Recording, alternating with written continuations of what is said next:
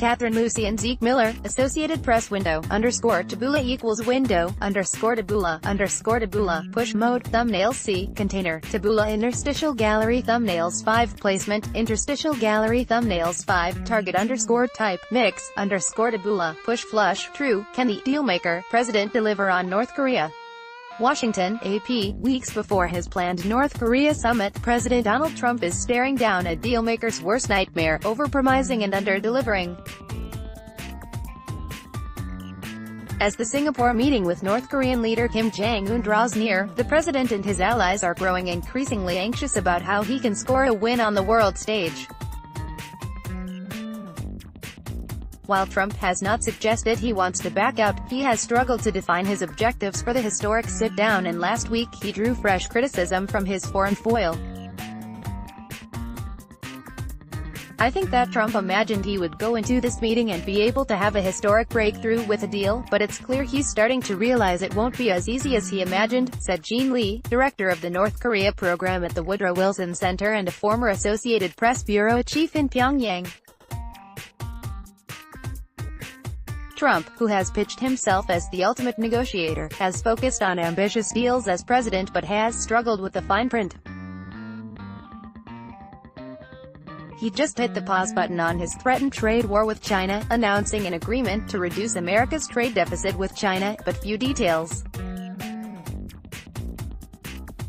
Recently withdrew the U.S. from the international Iran nuclear deal, without outlining a path forward with his allies. And his Middle East peace plan, which he deputized his son-in-law to lead, is months overdue and facing a more skeptical audience than ever.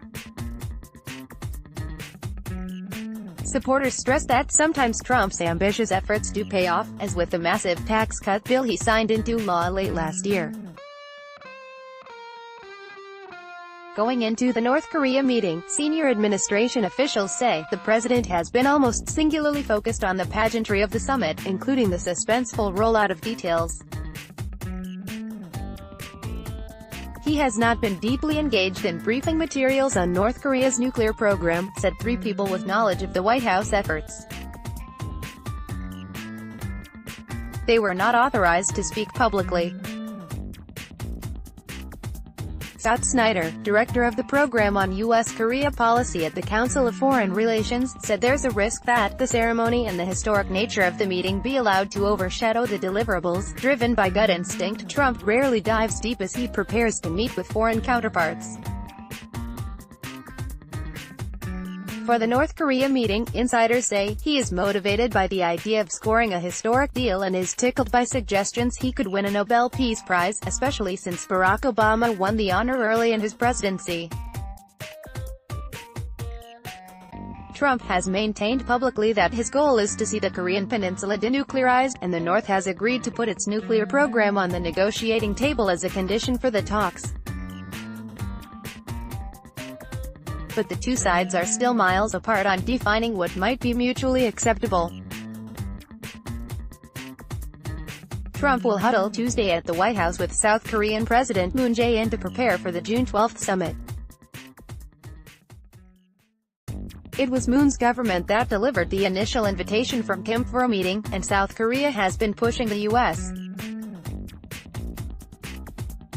toward a peaceful resolution to the nuclear crisis. North Korea threw a wrench in the plans last week, threatening to cancel over concerns about the U.S. push to see the complete denuclearization of the Korean peninsula. Administration officials viewed the warning as bluster, akin to Trump's own promise to walk away if Kim isn't serious about denuclearization. Both sides, they said, have a vested interest in a successful meeting. Trump attempted to assuage Kim's concerns last week, promising protections should he abandon his nuclear weapons. But Trump also suggested Kim risks being overthrown and possibly death if the arsenal remains.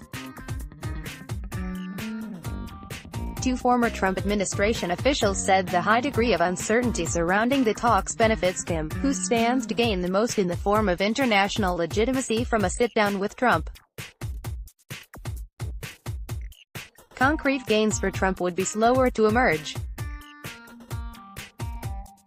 Denuclearization programs are measured in months, not days, and for North Korea, which has already demonstrated thermonuclear capability, it would likely take years to dismantle and verify that it had abandoned its atomic efforts, should it agree to do so.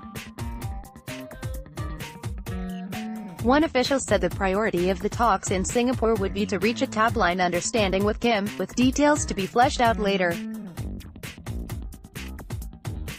The best-case scenario, experts said, would mirror the Iran nuclear agreement that Trump withdrew from earlier this month, securing an end to the North's atomic program in exchange for a lifting of sanctions.